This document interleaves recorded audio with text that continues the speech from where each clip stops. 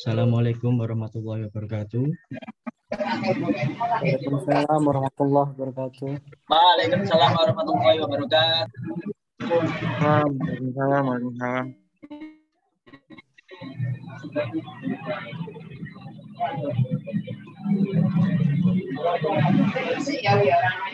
Oke, saya dari kelompok 6 ingin menjelaskan tentang Islam dan Iptek. Nama kelompok 1 Zidane Maulana Hilmi dengan NIM 2021 53172. Yang kedua Fitri Ramadhani dengan NIM 2021 53122. Yang ketiga David Hertanto dengan NIM 2021 53166. Oke.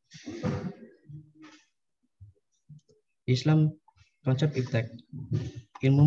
Konsep Iptek adalah ilmu merupakan sesuatu yang penting bagi manusia karena dengan ilmu semua keperluan dan kebutuhan manusia dapat terpenuhi secara lebih cepat dan mudah.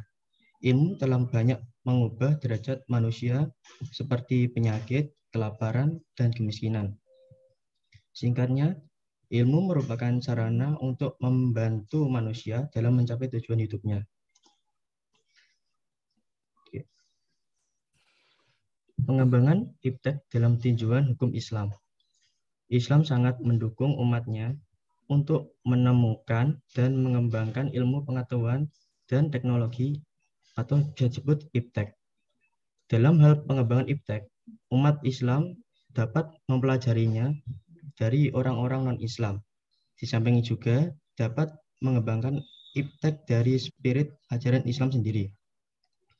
Oleh karena produk keilmuan yang datang dari orang-orang non-Islam secara umum bersifat sekuleristik, maka setelah dipelajari sebelum diadopsi dan diterapkan di dunia Islam, penting terlebih dahulu untuk diberikan nilai-nilai keislaman agar tidak bertentangan dengan ajaran-ajaran hukum Islam. Ajaran hukum Islam secara normatif dan empirik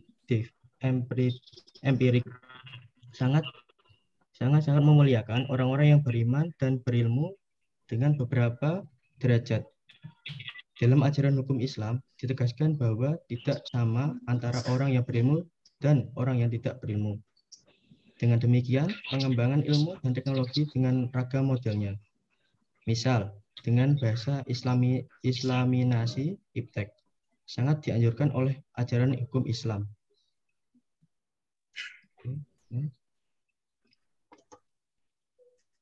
Oke, konsep Islaminasi. Konsep Islaminasi Iptek. Islaminasi ilmu pengetahuan pada dasarnya merupakan suatu respon terhadap krisis masyarakat modern yang disebabkan karena pendidikan Barat yang bertumbuh pada suatu pandangan dunia yang bersifat materialistis, sekularistis, relativistis yang menganggap bahwa pendidikan bukan untuk membuat manusia bijak, yakni mengenali dan mengakui posisi masing-masing serta memandang realitas sebagai sesuatu yang bermakna serta material bagi manusia. Ini adalah salah satu penyebab penting munculnya krisis masyarakat modern.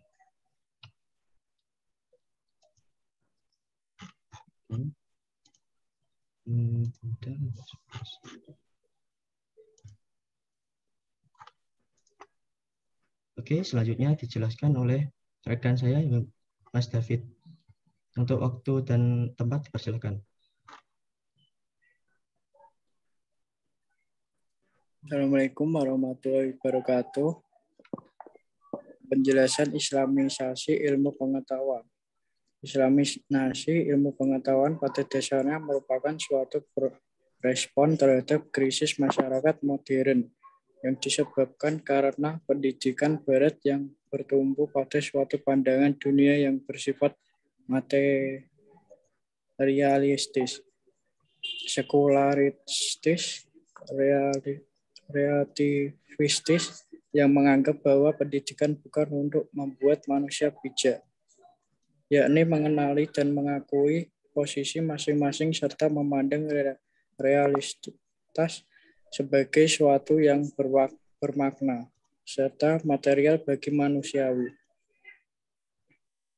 Ini adalah salah satu penyebab penting munculnya krisis masyarakat modern.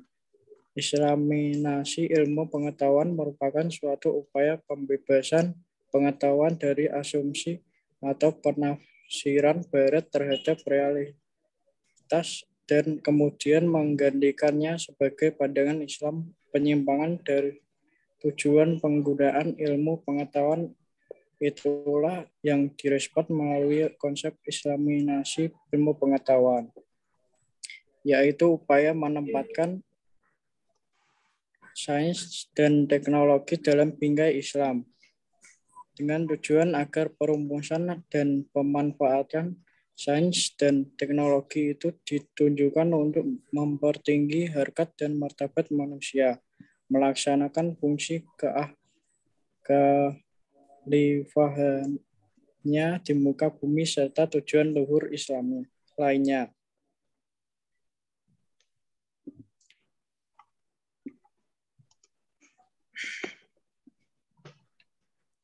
Ismail Raji Al-Faruqi menyatakan bahwa Islamisasi adalah usaha untuk definisikan kembali, menyusun ulang data, memikirkan kembali argumen dan rasionalisasi yang berkaitan dengan data itu, menilai kembali kesimpulan dan memproyeksikan kembali tujuan dan melakukan semua itu sedemikian rupa.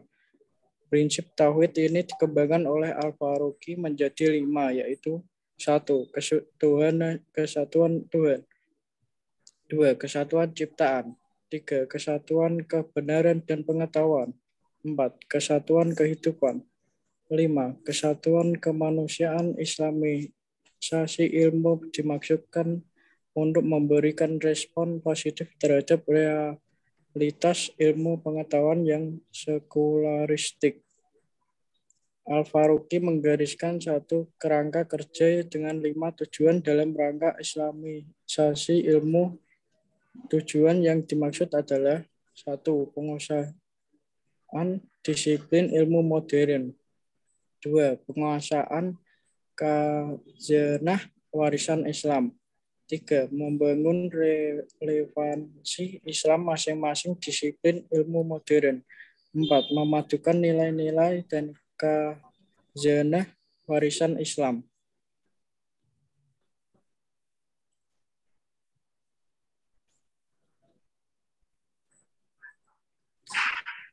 Sejarah Islamisasi Imtek. Wan Nur Daud menyatakan bahwa proses Islamisasi ilmu pengetahuan dan teknologi pada dasarnya telah berlangsung sejak masa permulaan Islam hingga zaman sekarang ini. Ayat-ayat terawal yang diwahyukan kepada Nabi secara jelas menegaskan semangat Islamisasi ilmu pengetahuan dan teknologi kontemporer,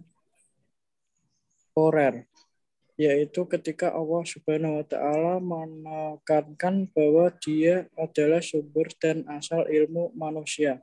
Pada pemerintahan Daulah Bani Abbasiyah sekitar abad ke-8 Masehi, proses Islamisasi ilmu ini berlanjut secara besar-besaran, yaitu dengan dilakukan penerjemahan terhadap karya-karya dari Persia dan Yunani yang kemudian diberikan pemaknaan ulang disesuaikan dengan konsep agama Islam. Salah satu karya besar tentang usaha Islamisasi ilmu adalah hadirnya karya besar tentang usaha Islamisasi ilmu adalah hadirnya karena Imam Al-Ghazali yang menghasilkan 20 ide yang dengan Islam diambil oleh pemikir Islam dari falsafah Yunani. Dan selanjutnya akan dibaca oleh Bakri.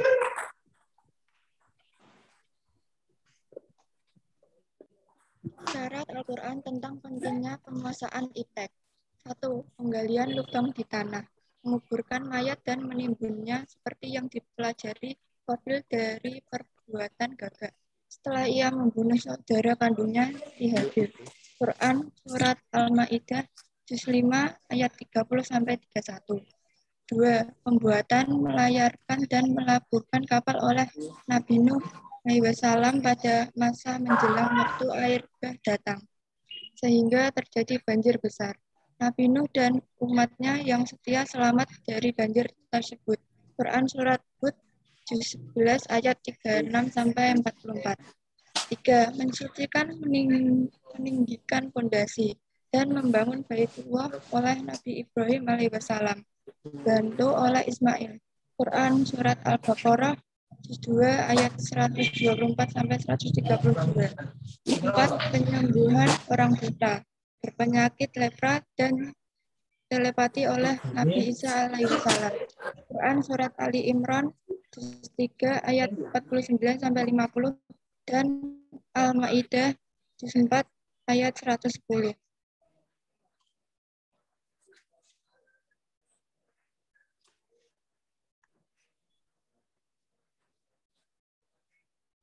Selanjutnya,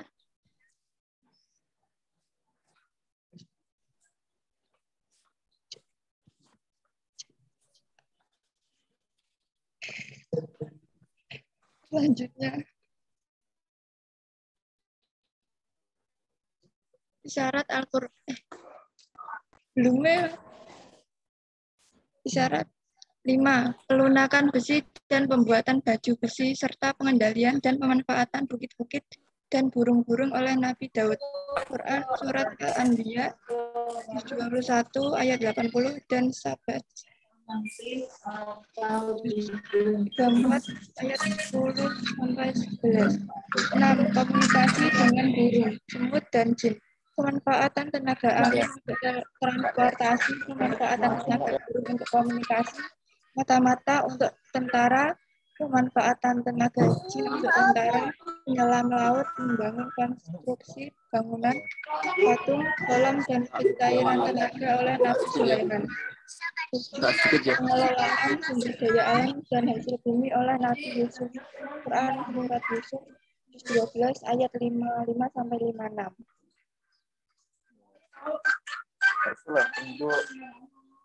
Selanjutnya, strategi pengembangan Islamisasi iptek. Pemisahan agama dari ilmu pengetahuan sebagaimana tersebut.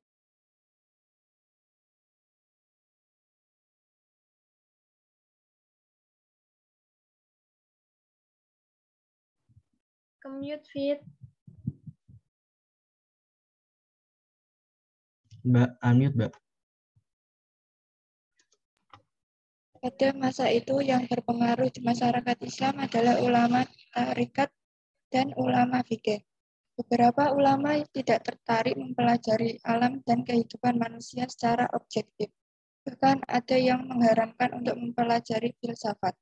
Para ilmuwan dan cendekiawan muslim menganggap bahwa pengembangan iptek perlu dikembalikan pada kerangka dan perspektif ajaran Islam.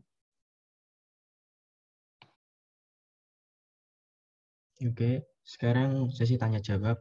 Monggo 3 orang untuk bertanya. Mohon izin Mas, izin bertanya. Oke. Mana Mas? Siapa dulu nih? Mas Adit ya? Oke, saya. Iya. Ya, jadi ilmu Islam dan iptek itu hubungannya seperti apa ya Mas ya? Minta dijelaskan dengan bahasa Anda sendiri Mas. Oke, saya itu simpan dulu ya. Monggo selanjutnya. Monggo. Saya mau tanya Mas Idan. Iya Mas. Gimana Mas? Saya mau tanya, dengan semakin berkembangnya ilmu iptek, kan semakin mudah kita dalam mengakses informasi. Iya. Yang saya mau tanyakan, bagaimana sih sikap kita dalam menanggapi berita-berita tentang Islam di luar sana yang katanya disebarkan melalui kekerasan lah, tidak baik lah, apalagi ada yang menganggap bahwa agama Islam itu sebagai agama teroris. Tapi kan aslinya kan agama Islam itu disebarkan melalui kedamaian, bukan yang seperti itu. Bagaimana sih sikap kita sebagai umat Islam dalam meluruskan berita-berita yang tidak benar mengenai agama Islam tersebut? Terima kasih. Oke, Mas. Monggo yang lain. Ya, Mas mau bertanya. Oke. Monggo, Mbak. Minta contoh perkembangan iptek yang sudah diciptakan oleh agama Islam. Oke. Boleh nambah?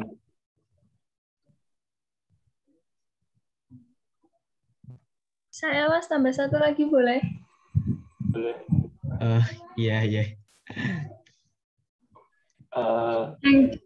Siapa ini? Ini Mas Asano apa Mbak Intan? Dua-duanya boleh lah. Kita diskusi bareng ya. Iya.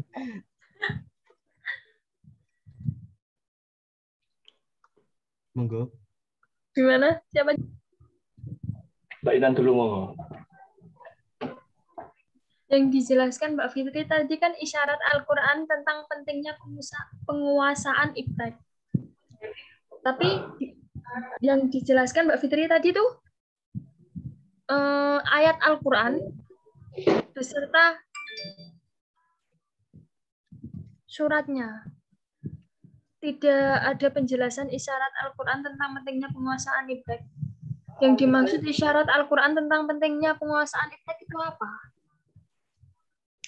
Oke.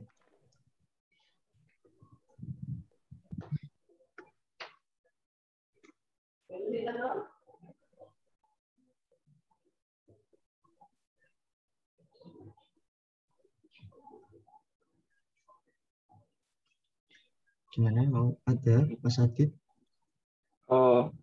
Pengaruh perkembangan iptek terhadap agama itu bagi kita itu pengaruhnya apa saja, Mas? Mungkin bisa dari pengaruh positif atau pengaruh negatif.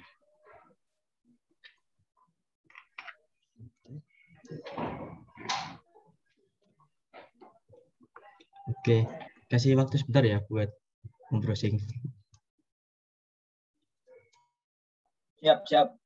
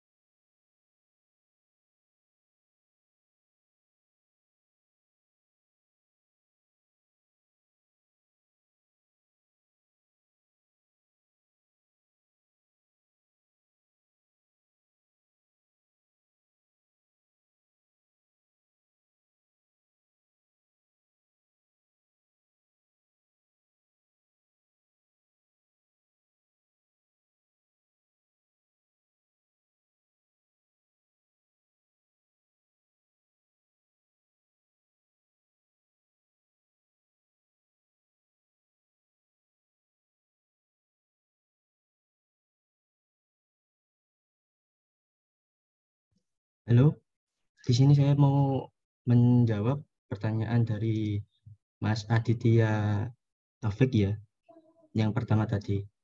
Oke, jadi tadi pertanyaannya, Monggo. ilmu Islam dan iptek itu seperti apa? Oh, jadi ilmu itu perannya ya, Mas? Berarti apa gimana? Iya. Untuk perannya, ilmu Minta itu hubungannya seperti apa gitu dan minta dijelaskannya menurut bahasa Anda, Mas.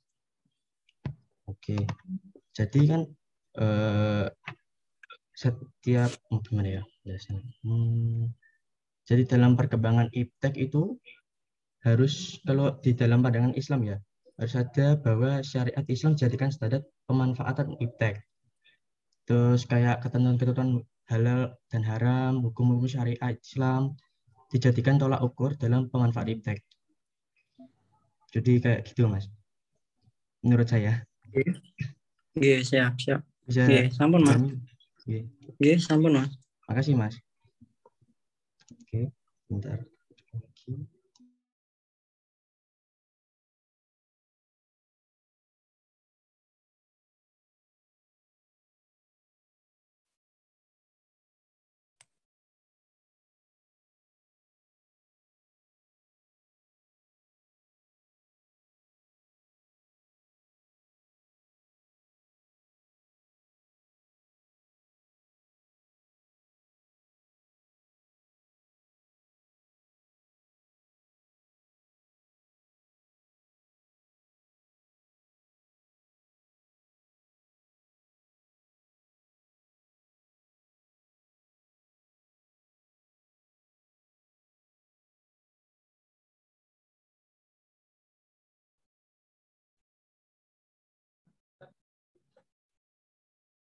Saya akan menjawab pertanyaan dari Asanu. Pengaruh iptek bagi kita. Pengaruh iptek bagi diri sendiri dan masyarakat dapat memudahkan kita dalam melakukan sesuatu seperti komunikasi, bisnis, dan database.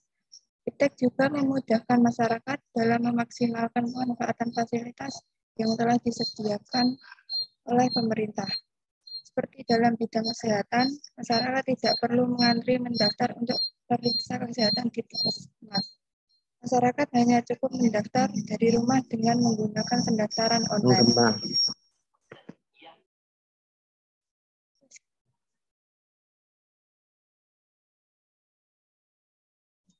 Bagaimana Mas Asanu? Bisa dipahami?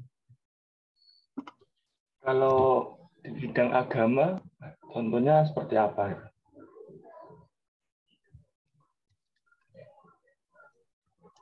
Karena itu tadi menyeluruh. Kalau lebih jelasnya yang kalau ke agama itu contohnya apa saja?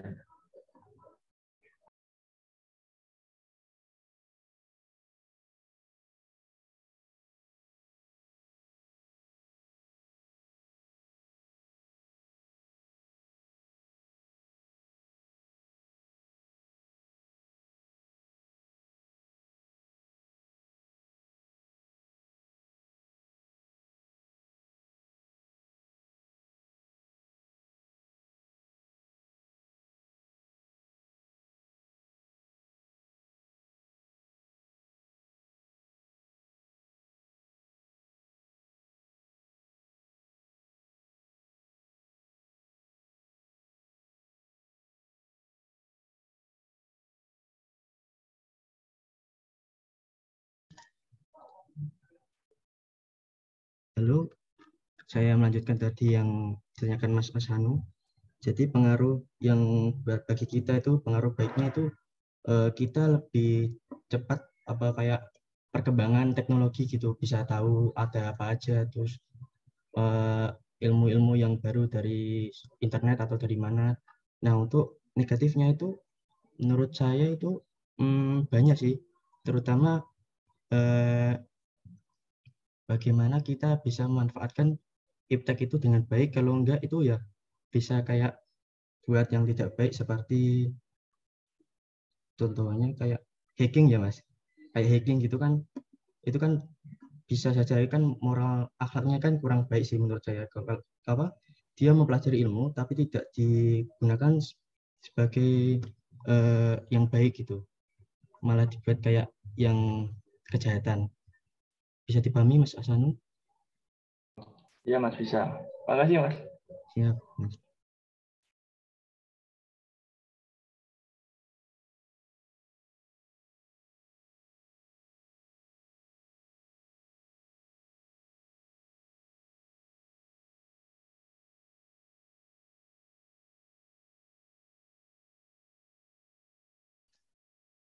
Oke, sekarang mau menjawab pertanyaan dari Mbak Rika tentang contoh yang sudah diciptakan Islam dan iptek. Jadi banyak sih, Mbak. Contohnya itu kalau Islam dan iptek kayak penemuan kayak internet, alat kedokteran gitu. kayak kan ada alat-alatnya juga, itu kan ditemukan dari kebanyakan kan dari siapa? Imam Al-Ghazali apa siapa itu jadi. Itu jadi penemu-penemu jadi dari gimana penjelasannya? Jadi kayak contoh transportasi umum juga kan dari perkembangan iptek sih itu. Kalau menurut saya sih begitu. Monggo buat yang mau menambahi. Bagaimana Mbak Erika?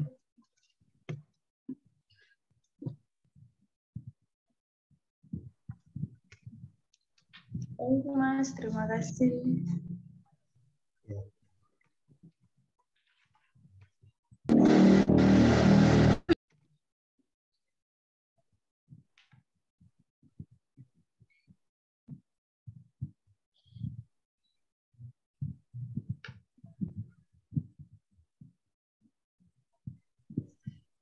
Kalau mau menambahi pertanyaan boleh nggak Mas?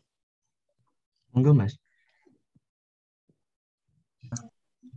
Jadi perkembangan iptek tentu membawa dampak positif dan negatif ya Mas dalam kehidupan manusia. Iya Mas. Kita contohkan saja dalam bidang komunikasi. Dampak positifnya sudah banyak dengan kita berkembangnya iptek di bidang komunikasi. Tentu kita komunikasi dengan orang-orang semakin mudah dan semakin cepat, efisien, nggak perlu harus bertemu. Selain itu juga memiliki dampak negatif. Seperti salah satunya adalah penyalahgunaan oleh terorisme. Jadi dibuat jaringan terorisme. Itu contohnya aja Mas ya. Lalu sikap kita sebagai seorang Muslim dalam menerima perkembangan itu seharusnya seperti apa Mas? Apakah kita menolaknya? Apakah kita menerimanya? Jadi bisa nanti dijelaskan. Oke, terima kasih. Itu tadi pertanyaannya hampir sama dengan yang Mas Chandra ya. Soalnya tadi pertanyaannya juga menanggapi kejelekan Islam yang iptek berita tentang apa di luar berita yang Islam itu tadi loh. Gimana Mas Chandra tadi pertanyaannya? Pertanyaannya kayak gini, banyak kan di luar sana yang mungkin yang non Islam ya. Banyak yang mengatakan bahwa Islam tuh disebarkan bukan melalui kedamaian, tapi melalui kekerasan. Dan Islam tuh bukan agama yang baik. Banyak dikatakan di luar negara sana banyak yang mengatakan bahwa agama Islam tuh agama teroris. Bagaimana sih sikap kita dalam menyikapi hal tersebut dan menjelaskan bahwa agama Islam tuh bukan seperti itu loh. Agama Islam tuh disebarkan melalui jalur kedamaian. Agama Islam tuh penuh dengan kecintaan, bukan seperti yang dia bilang yang kayak teroris gitulah. Mungkin itu Mas. Ya kurang lebihnya hampir sama lah pertanyaannya sama Mas Satrio. Cuman saya lebih ke umum aja Mas. Jadi sikap kita dalam menerima perkembangan iptek seperti apa gitu. Siap Mas. Lebih ke umum aja. Saya boleh nambahin Mas. Kalau yang tadi pengaruh Islam tadi, kalau ketakutan terhadap Islam itu bisa disebutkan Islamofobia, adalah ketakutan seperti di Eropa lah. Islam itu dicemooh, diasingkan, dikecilkan gitulah. Itu kan Islamofobia itu. Kalau boleh nambahin, bisa dikoreksi kalau ada salah. Ya Mas, itu termasuk sih Mas juga. Soalnya kan banyak yang di luar sana kayak di bangsa Eropa itu bangsa Eropa dan Barat itu emang begitu. Kayak Islam itu nggak dipandang dengan baik. Soalnya dikira itu kayak teroris gitu emang. Kan banyak juga sih seperti itu.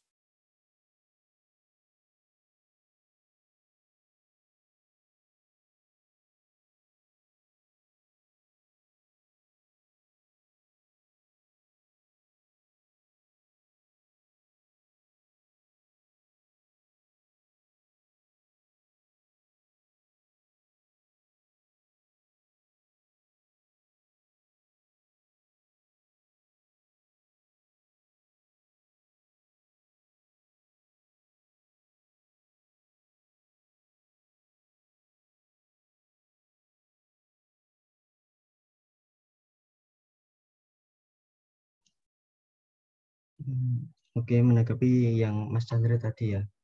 Tadi kan ada yang menganggap bahwa Islam itu kan dikira kayak radikal, kayak teroris gitu ya. Kalau menurut saya itu emang ada yang kejadian kayak seperti itu, tapi tidak semua. Jadi kalau menurut saya, pribadi saya, kita sebagai Islam itu harus mencerminkan tentang kebaikan, kayak tidak kekerasan, menimbulkan kekerasan, kerusuhan. Jadi sebagai orang Islam itu sebagai di luar orang Islam kayak non Islam itu tidak mengira bahwa kalau Islam itu begitu. Kalau emang ada yang begitu ya gimana lagi soalnya.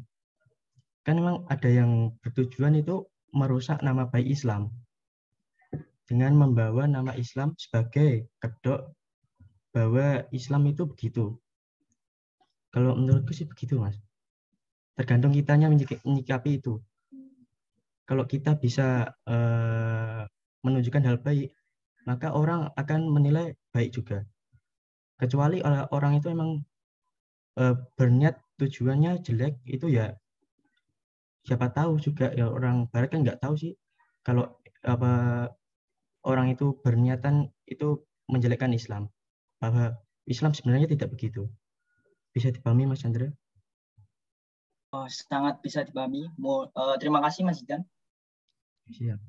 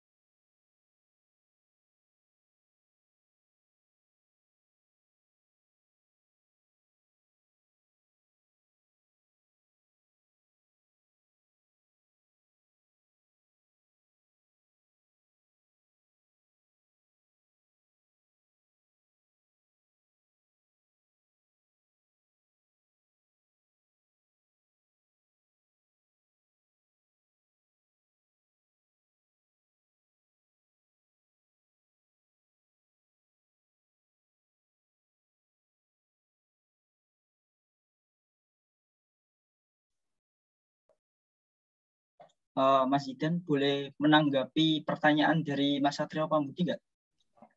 Oke, silakan. Oke, kita sebagai umat Islam itu harus menerima perkembangan iptek. Yeah. Dengan kata lain, kita itu harus menerimanya dengan hal yang cerdas. Misal, ada suatu berita yang berseliweran di media sosial, tetapi belum tentu kejelasan berita itu benar atau tidak. Kita sebagai umat Islam itu harus menyikapinya dengan cerdas. Contohnya, kita harus mengoreksi berita tersebut kalau perlu sampai sumber-sumbernya, mengoreksi bahwa berita itu benar atau tidak gitu loh, biar tidak menimbulkan fitnah atau tanda tanya yang besar, agar tidak terjadi kesalahpahaman. Menurut aku sih seperti itu. Jadi intinya kita harus selektif gitu, Mas ya. dalam seleksi ya, memilih dalam perkembangan iptek itu tadi ya, tetap harus kita seleksi biar juga. betul. Terima kasih Mas Baik, Chandra. baik. Oke.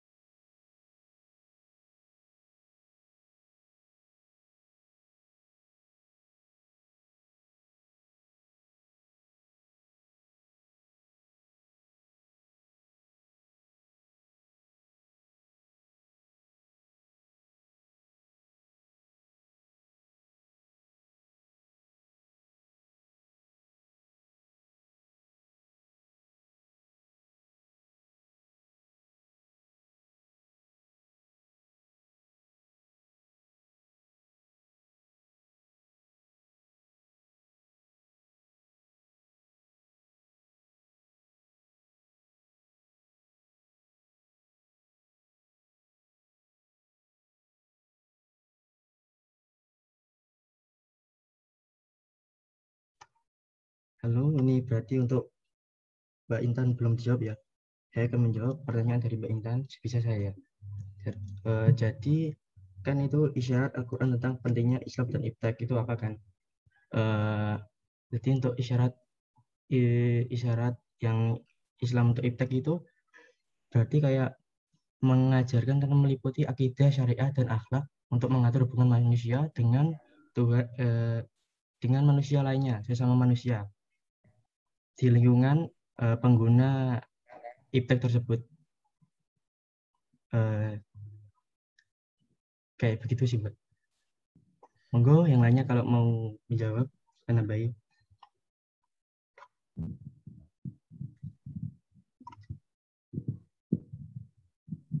Saya izin mau menambahi jawaban dari pertanyaannya Mas Aditya Taufik Ismail. Boleh, Mas Zidan? Oke, monggo. Iya, monggo, Pak. Tadi kan pertanyaannya hubungan antara agama Islam dengan iptek.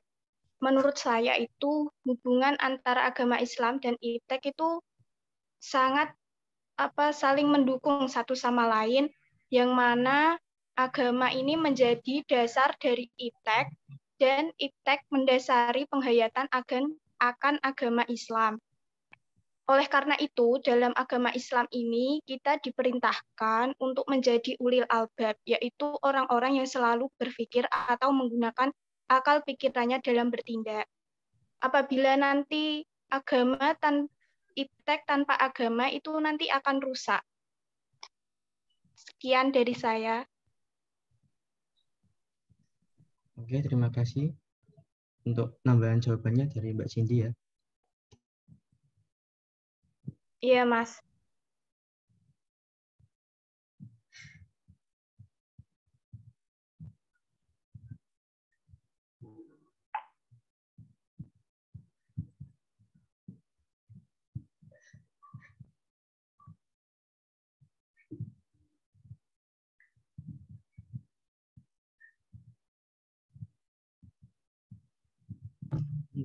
tadi yang Mbak Intan ada yang bisa menambahi?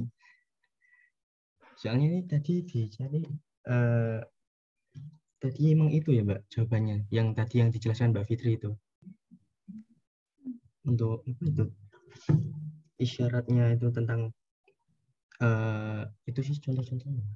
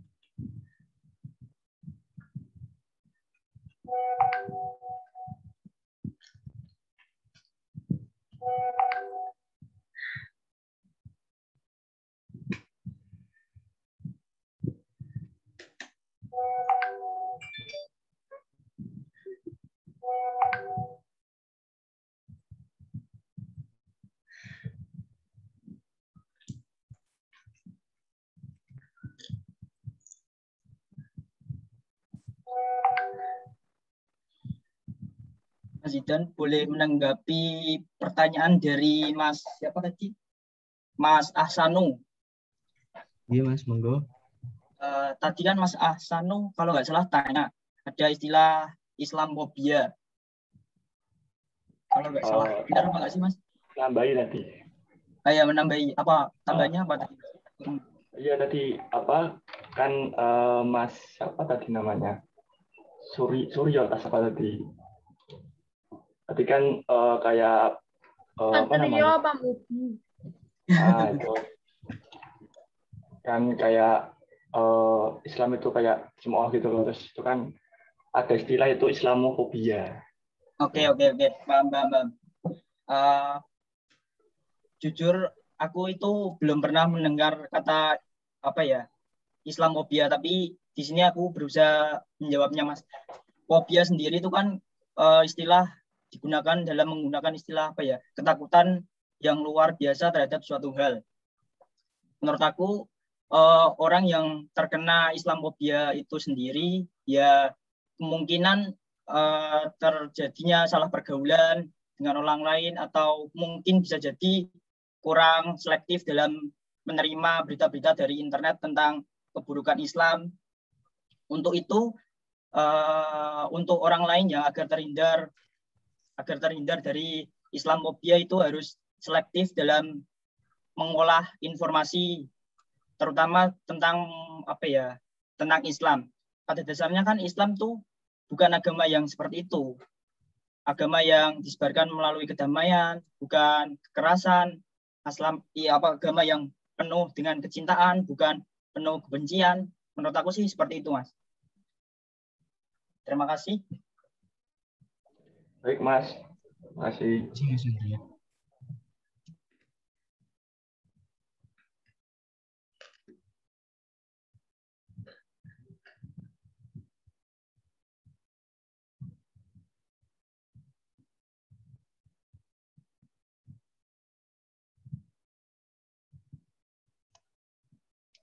Jadi yang tadi Mbak Intan tadi ya. Jadi kan tadi itu apa isyarat Al-Quran tentang pentingnya iptek ya. Jadi kan banyak sih pentingnya iptek kan. Nah itu di Al-Quran itu terdapat beberapa surat. Nah itu menjelaskan tentang contoh pengertian yang dilakukan iptek dalam Islam. Seperti itu tadi contohnya kayak penggalian lubang di tanah itu kan mempermudah kan dulunya yang tidak tahu cara menguburkan mayat kayak apa itu jadi tahu gitu. Begitu sih Mbak. Gimana Mbak? Baik Mas, makasih atas jawabannya. Oke, tadi sudah semua ya pertanyaannya. Untuk udah. sesi pertanyaan kali ini saya tutup. Mohon maaf jika ada banyak kesalahan dari kita, kelompok 6. Mohon dimaafkan. Sekian. Sekian. Terima kasih. Assalamualaikum warahmatullahi wabarakatuh. Waalaikumsalam warahmatullahi wabarakatuh. Absen. Oh iya, absen. Untuk absennya ini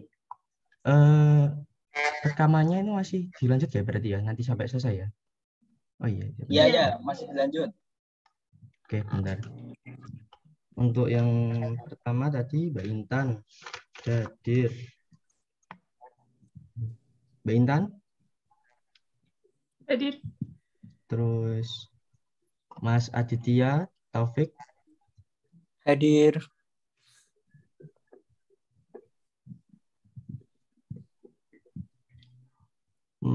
Mas Rizko? Hadir.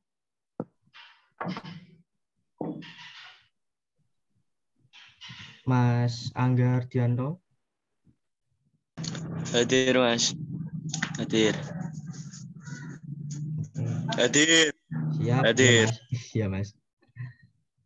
Terus Mbak bentar. Pak Supriyo? Hadir, Mas. Ujian. Ya, hadir, Mas. Ya, Pak. Iya, Pak.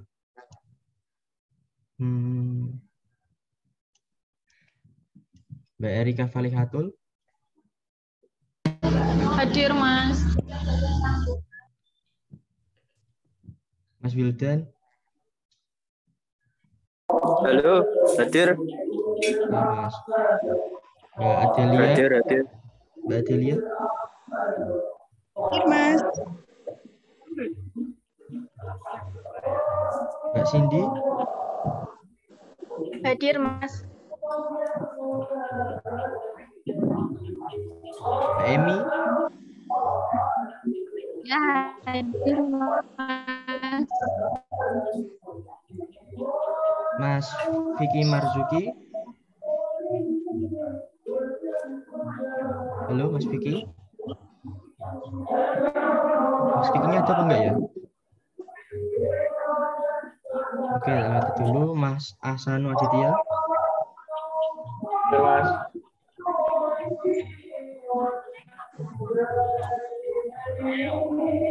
Mas Chandra, hadir. Hadir. Mbak Seruni? Hadir, Mas. Siap, Mbak. Oke.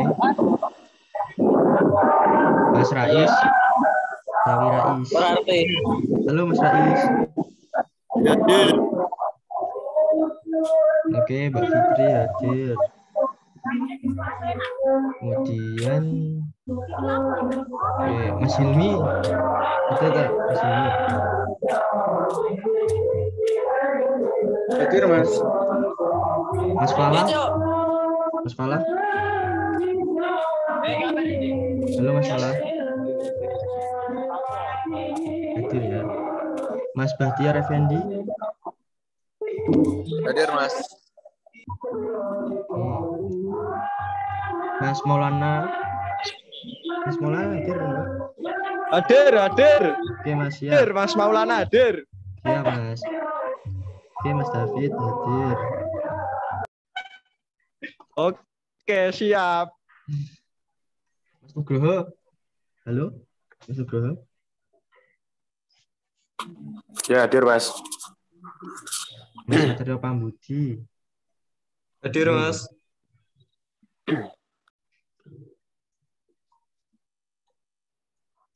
Mbak It's9 Nuradi Rohman? Halo? Hadir, Mas. Oke. Mas Hadir. Muhammad Hendri Julianto? Hadir.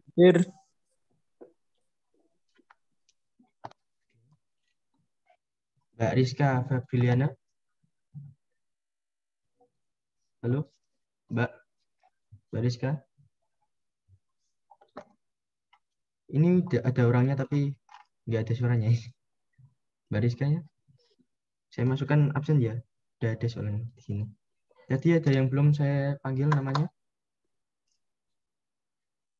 Halo, sudah semua ya? Saya, Mas. Mas. Siapa Mas? Mas Vicky, tadi sudah saya panggil sih. Sudah Mas? Ye, tadi. Ye, Iya Mas, siap. Sudah semua ya, berarti untuk pertemuan kali ini saya tutup. Wassalamualaikum warahmatullahi wabarakatuh. Waalaikumsalam warahmatullahi wabarakatuh. Waalaikumsalam warahmatullahi wabarakatuh. Waalaikumsalam warahmatullahi wabarakatuh.